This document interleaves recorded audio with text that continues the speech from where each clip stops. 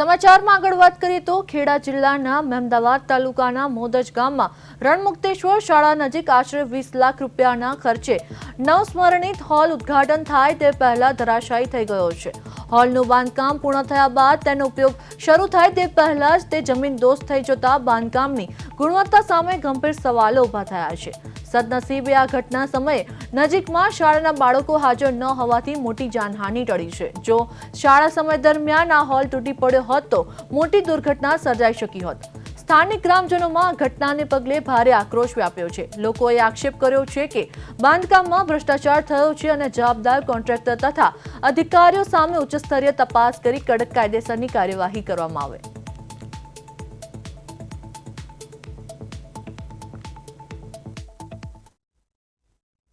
ખેડાના મહેમદાવાદ તાલુકાના મોદજ ગામે એક મોટી જનહાનિ ટળીતા બચી ગઈ છે। વાત કરીશું મોદજ ગામની। મહેમદાવાદ તાલુકામાં જે મોદજ ગામ છે, જે રણમુક્તેશ્વર મહાદેવની બાજુમાં એક સ્કૂલ આવેલી છે, તેનો જે હોલ બનાવવામાં આવ્યો હતો, હોલ બનતા જે અચાનક જ આખો બેઠો ઢળી પડ્યો હતો અને આજુબાજુ જે બાળકો છે તેમને પણ બચી ગયા હતા। વાત કરીશું જે સ્થાનિક પાસે, અહીં જે એક સ્થાનિક છે તેમની પાસે સંપૂર્ણ વિગત લઈશું કેવી રીતે જે આ હોલ પડી ગયો છે, શું ઘટના બની હતી। જે કાકા આપનું નામ?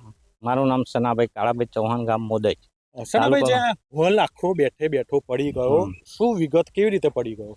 લગભગ 8:45 આસપાસમાં આ ભાઈ ગલ્લો બંધ કરીને જતો હતો, 3 છોકરો લઈને, એનો પોતાના જોડે જ છે મકાન એનું, અને ઘેર જતો ધબા 5 જ મિનિટ જો રોકાયો હોત તો એને વાગી જાત, પણ આવો છે 5 ડગલો આગળ જતો રહ્યો અને ઢરી જ ગયો।